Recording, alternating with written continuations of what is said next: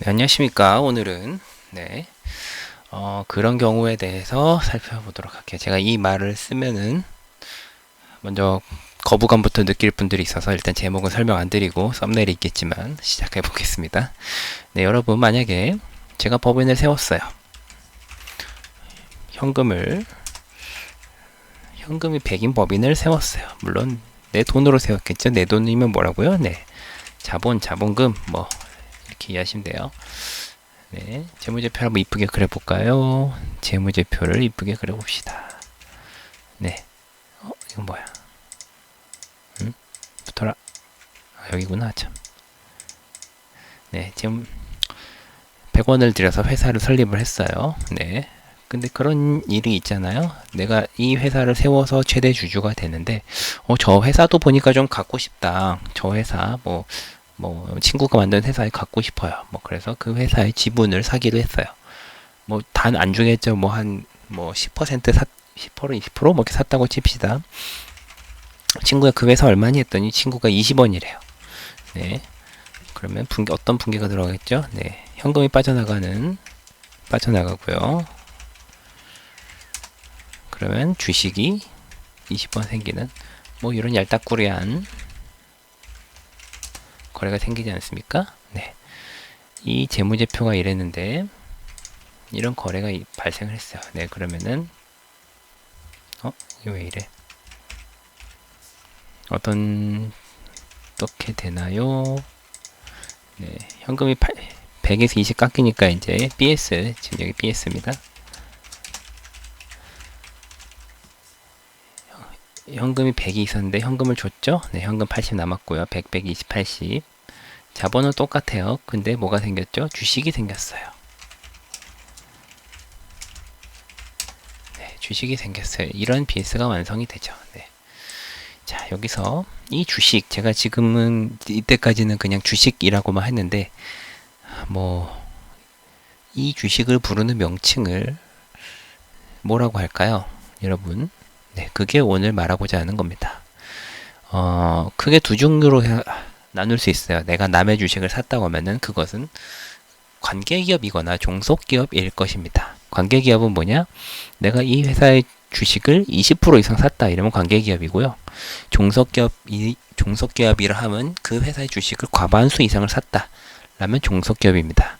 이렇게 공부를 해보신 분들은 알겠지만 이 얼마나 단순하고 무식하기 그지없는 설명인가라고 생각하실 수 있어요.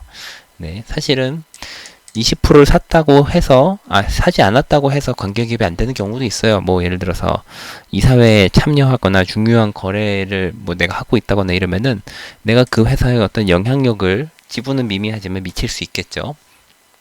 그러면은 그 회사는 10% 취득했다고 해도 관계기업 주식이라고 쓸 수 있습니다. 안 보이나? 네. 50% 마찬가지예요. 50% 밑으로 취득했다고 해도 내가 그 회사를 뒤흔들 수 있는 지배력이 있다. 이러면은 종속기업으로 봅니다. 하지만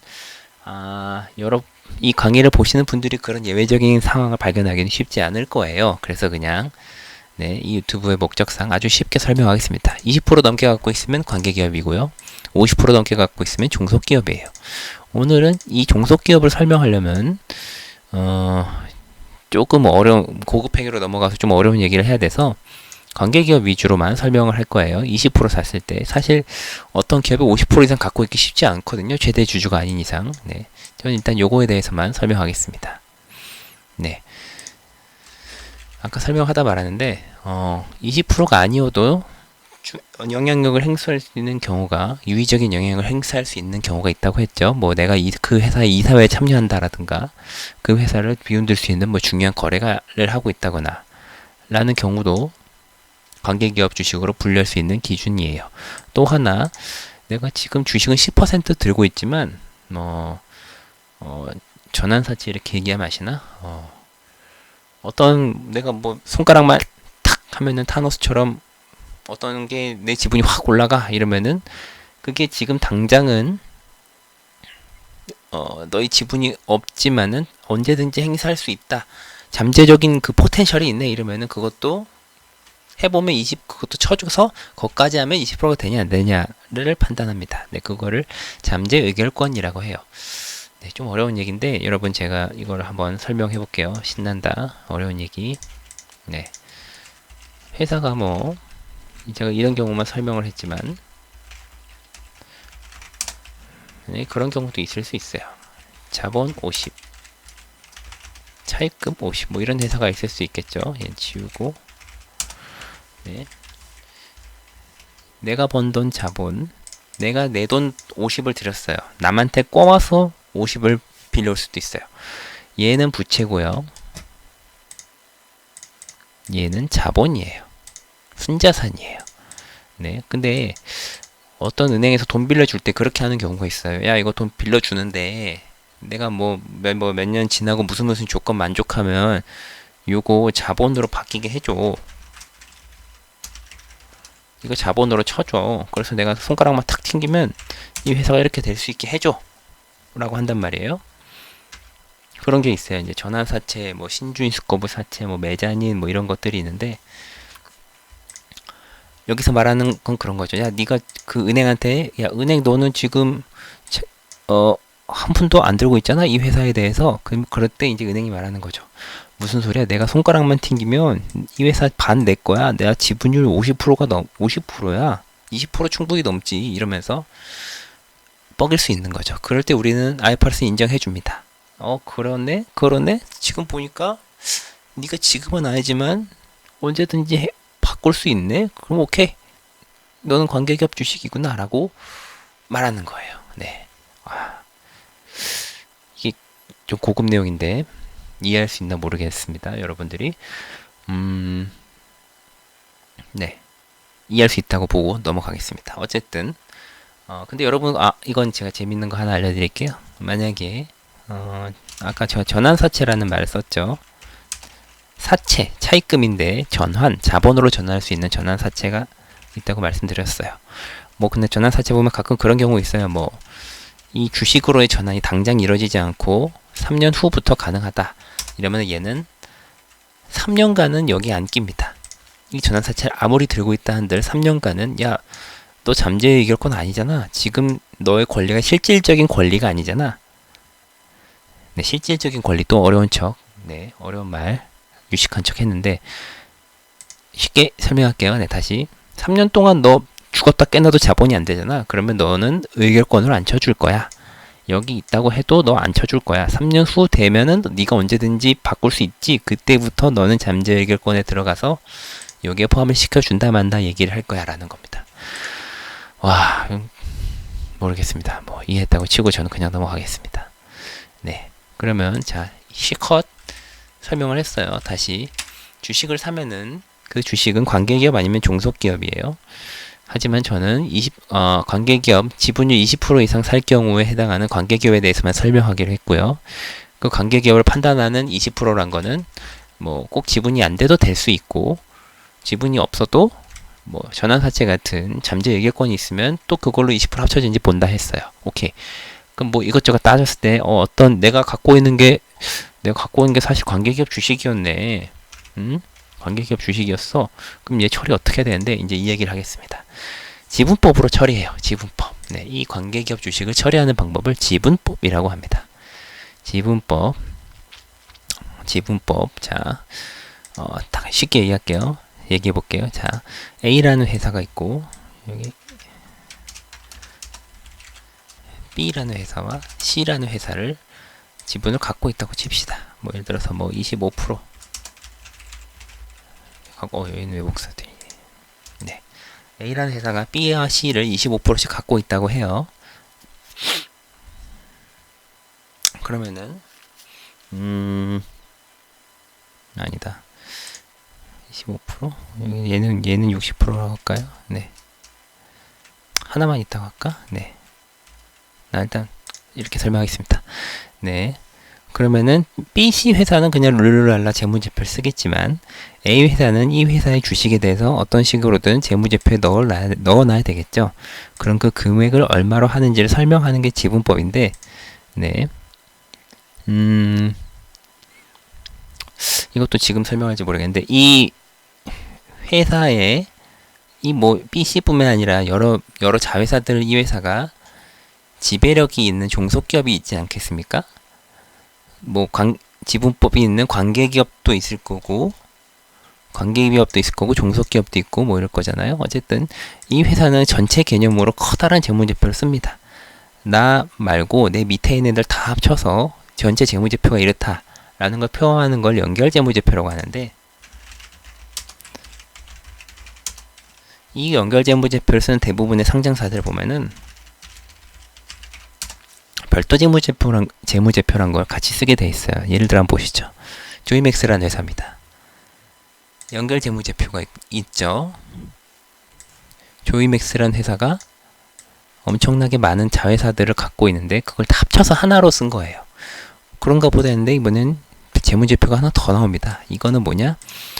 이 전체 초록색 말고 야 딱 얘만 놓고 보고 싶어 했을 때 쓰는 개념이에요. 네. 그래서 초록색을 연결, 빨간색을 별도라고 하는데 당연히 큰 집단에서는 지분법을 써야 돼요. 그거 원칙이니까. 하지만 요 빨간색 별도 재무제표를 쓸 때는 야 이거는 지분법 말고 원가법을 써도 돼 라는 말을 합니다. 원가법은 뭐냐? 그냥 쉽게 얘기해서 그냥 100원에 샀어 100원 끝. 뭐 알았어 100원이야 20원이야 20원에 샀어 20원이야 이렇게 쭉 넘어가는 아주 심플한 방법이에요. 맨 처음 IFRS 도입됐을 때는 이 별도 재무제표에 원가법만 쓰게 돼 있었어요. 하지만 언제부턴가 귀찮게 실이 지분법도 쓸 수 있다고 해놔서 선택하게 돼 있습니다. 네, 그래서 다시 설명하자면 지분법은 언제 나온다고요? 요 연결재무제표 쓸 때 20% 이상 갖고 있는 관계기업에 대해서 어떻게 표기를 할지 설명하는 때 한번 쓰이고요. 이 자체만 별도 재무제표를 쓸 때 쓸 수도 있고 안 쓸 수도 있다. 네, 그렇게 알면 되겠습니다. 네, 그러면 지분법은 어떻게 하냐? 자, 본격적으로 지분법 설명해 볼게요. 자, 처음에 살 때 아까 한 그거예요.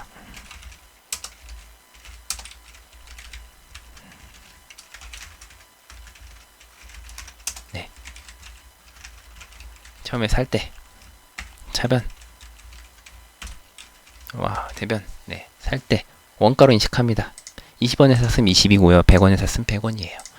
오케이. 뭐 200원으로 할까요? 좀 그 다음에 관리를 어떻게 하냐? 이후에 변동은 이렇게 합니다. 네가 그 주식을 샀어. 근데 만약 20%를 샀다 쳐볼게요. 20%를 주고 현금 200원에 주식을 샀구나. 응, 알겠어. 근데 야, 이번에 보니까 그 네가 산 회사 주식 있잖아. 걔가 손실이 이익이 뭐 플러스 100원이 났대. 그러면은 자 보세요. 내가 갖고 있는 회사에서 이익이 100원이 났어요. 그럼 그냥 딱 뭐 배당이고 뭐고 할 거 없이 느낌이 딱 오죠. 내가 저 회사의 지분 100%를 갖고 있으면 내 거니까 이거 다 내 이익이겠고 50%면은 요거의 반 정도 내 이익이고 20% 갖고 있으면 20% 정도 내 이익이구나.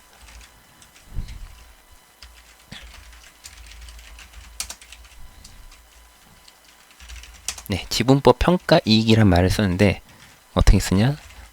100 곱하기 0.2. 네. 그 내가 갖고 있는 회사가 얻은 이익에다가 내 지분율 20%를 곱해서 그걸 이익으로 봅니다. 그리고 그만큼 이 관계기업 주식이 늘어났다고 봐요. 반대의 경우는 마찬가지. 말할 것도 없죠.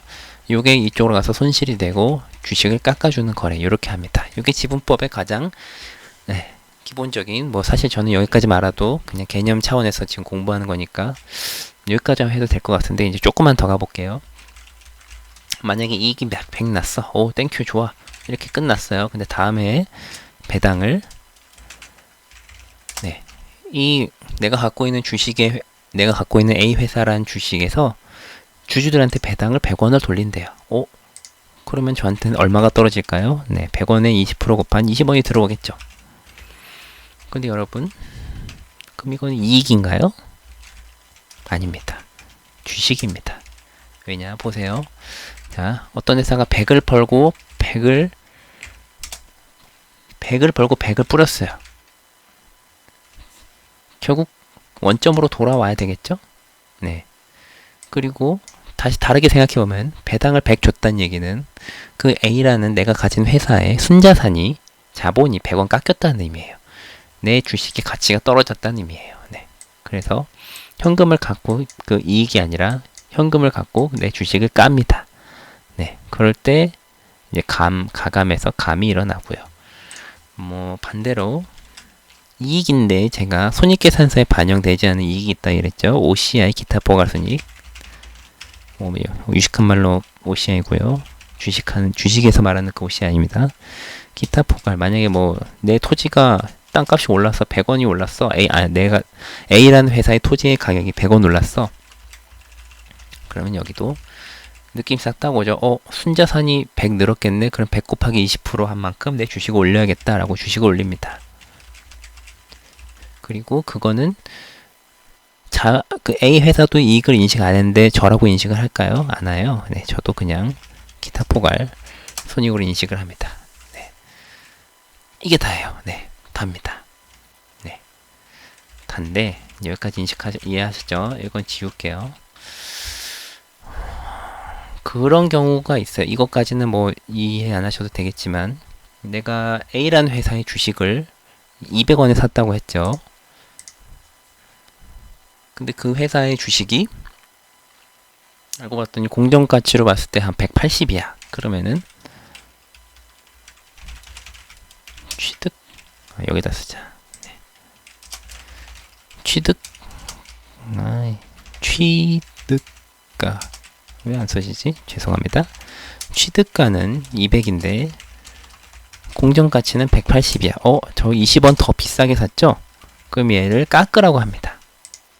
깎어. 야, 너 너무 비싸게 샀어, 임마 하면서 깎아야 됩니다. 공정가에 맞춰줘야 돼요. 그래서 20을 깎아야 되는데 뭐 언제 깎느냐? 네, 요거만큼 이제 이익이 깎이는 걸 수도 있고 손실일 수도 있고요. 손실. 근데 이거 중요한 거는 이제 손익에 반영이 되는 거 말고 중요한 거는 이제 그게 언제 깎이느냐? 뭐 재고자산이면은 뭐 팔리는 날, 유형자산이면 상각되는 날, 뭐 이렇게 그 비싸게 산 주식이 실현되는 날에 깎인다고 이해하시면 됩니다. 요까지 설명할 거 필요 없을 것 같은데, 예. 일단 그런 개념이 있다. 내가 주식을 좀 비싸게 샀네. 그러면은 뭐 무턱대고 주식을 올릴 수 있는 게 아니라 조정해서 깎아 나가야 된다. 그런 개념이 있다는 거 아시면 좋겠어요. 근데 여러분 만약에 그런 경우 있을 수 있어요. 내가 주식을 100원에 샀어. 이게 막 100원입니다. 도형을 넣어볼까? 100원에 샀어. 근데 이제 이거 0원이에요. 0이 될 수도 있잖아요. 100원에 샀어요. 근데 이제 계속 손실이 발생해서 이 주식이 손실 계속하면 언젠간 0이 수렴하고 더 떨어질 수도 있겠죠. 하지만 이제 0이 되면은 그 순간 지분법을 멈춥니다. 얘가 상식적으로 200에서 깎여서 마이너스라는 계정은 안 나와요. 네. 그러면은 만약에 손실이 1000이 났다. 이러면 어떻게 될까요? 1000 곱하기 20%하면 200이죠. 이렇게 되는데 손실이 2000이다.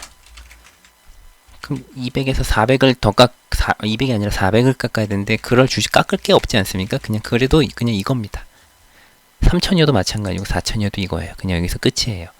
그런데 다시 이제 뭐 이익이 올라와서 또 올라오는 경우가 있잖아요. 만약에 쭉쭉쭉 내려왔어요. 근데 여기서 쭉쭉쭉 올라가서 어느 순간 다시 계산을 해보니 올라갔다. 그러면은 이익이 만약에 여기서 이 규모가 뭐 마이너스 100이었으면은 이익이 플러스 100 났을 때 아무 처리 안 하다가 야 이거 해보니까 이제 BEP 돌파했네 이러면 그때부터 다시 주식을 잡습니다. 다시 주식을 잡고 그때부터 다시 이익을 인식하겠죠. 네.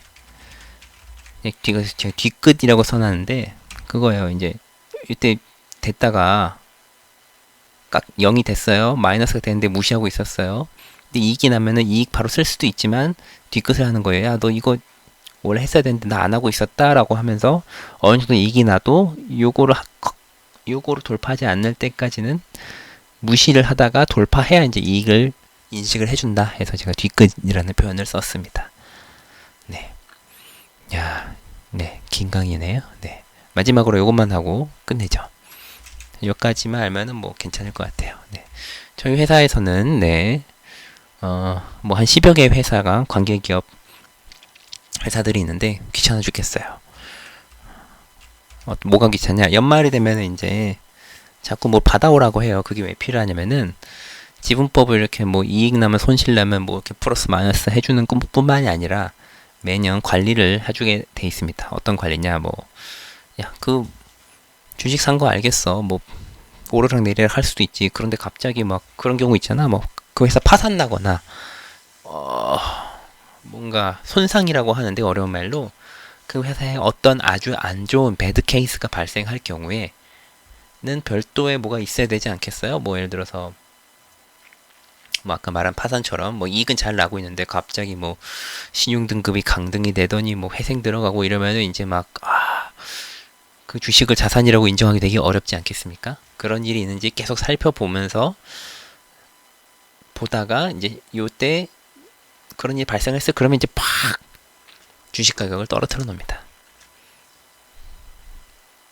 그래서 이거를 실시간으로 보고하고 있는데 뭐 재무팀에서 이거 하루 종일 볼 수는 없고 연말마다 회계법인한테 보고서를 받아와요. 이 주식의 회수 가능가액이 얼마인지 알아봐 주세요. 그래서 회수 가능가가 100인데 내가 이 관계기업 주식 80으로 계산하고 있었다. 이러면은 이게 더 높네. 그러면은 괜찮네 하는 거고 회수 가능가 했더니 뭐 50이 나왔어. 야, 그러면은 요거만큼 30 손해잖아요. 야, 얘 관계기업 주식 30 깎아 하면서 손상을 빡 때리는 겁니다. 자, 오케이. 그럼 회수 가능가는 회계법인한테 시키면 된다. 근데 어떻게 시키면 되냐? 우리 송공정가치랑 사용가치 두 개 중에 큰 거 하면 된다는데 둘 다 구해주세요 할 필요 없고요. 보통 저희는 사용가치만 요청하면 됩니다. 보통 요게 해보면 요거보다 높거든요. 네. 이게 이거보다 높은데 굳이 이걸 또 구할 필요는 없겠죠. 네. 공정가치, 참, 그걸 설명 안 들었네요. 공정가치란 뭐냐? 너 팔면 얼마? 그 주식 지금 팔면 얼마야? 라는 거고, 사용가치란 뭐냐? 얘 굴리면 얼마? 라는 거예요. 뭐 만약에 제가 웹젠 말고 뭐 비상장사 주식, 뭐 A사 비상장사 주식을 갖고 있는데 그 주식을 팔면 얼마니? 인데 사실 잘 모르잖아요. 상장 주식도 아닌데 38 커뮤니케이션 이런 데 가서 시세 조회할 수는 있겠지만 잘 몰라요. 근데 이건 할 수 있어요. 야, 너 A라는 주식 무슨 뭐 게임을 개발한다며 무슨 제품을 만든다며 걔는 언제 손익분기점이고 뭐 언제 매출이 나고 이익을 나면 언제고 걔를 땡겨오면은 가치가 얼마야 뭐 이런 걸 할 수 있겠죠. 그래서 회계법인한테 DCF를 사용해서 사용가치를 구해주세요 하면은 얘가 이쁜 숫자를 뽑아주고 우리는 그게 이거보다 높은지 확인하면 됩니다. 네.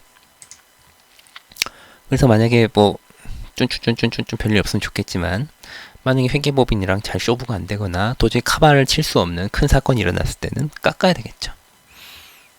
그리고 쭉쭉쭉 하다가 그럴 일 잘 없는데 만약에 그런 뭐 사건이 해결이 됐어요. 그럼 다시 올려야 되겠죠. 그걸 우리가 이거를 손상차손이라고 하고 얘를 손상차손 환입이라고 합니다.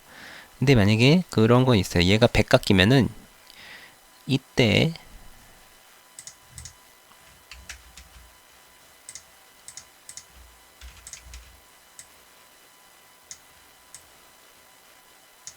얘가 100만큼 깎였어요. 근데 이때 가서 다시 요 회수 가능가를 해보니 요쯤에 있는 거야. 그래도 환입은 얘 100을 맥스로 해서 또 얘만큼만 환입을 해줍니다. 얘 인정 안 해줍니다. 여기 있더라도 말이죠. 네. 이것도 좀 뒤끝이 있죠. 아까처럼. 네. 그렇습니다. 네.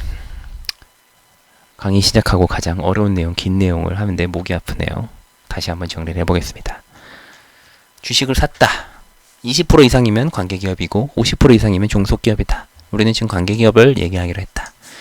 관계기업 20% 아니더라도 되는 경우 있다. 잠재해결권이나 이사회 등 뭐 영향력을 행사할 수 있는 경우에 할 수 있다. 관계기업은 누가 하냐? 연결재무제표에서 주로 한다. 뭐 따까리를 다 포함해서 어떤 회사가 있는데 그 회사의 따까리를 다 포함한 회사 재무제표를 연결재무제표라고 했죠. 여기서 쓴다. 요 두목만 쓸 수도 있다. 근데 얘는 지분법을 할 수도 있고 안 할 수도 있고 선택이다. 네. 그럼 어떻게 하냐? 그 뭐 네가 갖고 있는 그 회사에서 이익이 발생하면은 그 지분율만큼 올리면 된다. 손실 나면 그만큼 깎으면 된다. 뭐 비싸게 사면 그것도 깎을 수 있다. 너무 비싸게 살려고 할 필요 없다. 그리고 매년 한 번씩 회계법인한테 사용가치를 달라고 한다. DCF로 해서 만들어주세요. 그리고 그 관계기업 주식의 장부가와 항상 비교를 해서 이렇게 할지를 결정을 한다. 만약에 이렇게 한다고 하면 나중에 다시 반대 사건이 일어나면 회복은 할 수 있지만 이 금액을 넘지는 못한다. 까지입니다. 네. 잘 이해가 되셨나요? 네. 여기까지만 사실 이것보다 이제 더 뭐 내부 거래 뭐 이런 것도 얘기할 수 있고 한데 여러분들 것까지 보실 필요 없는 것 같아요. 재무팀에서 다 해줄 거거든요. 네. 그럼 재무팀 고생하시는 재무팀 힘내시고 바이바이.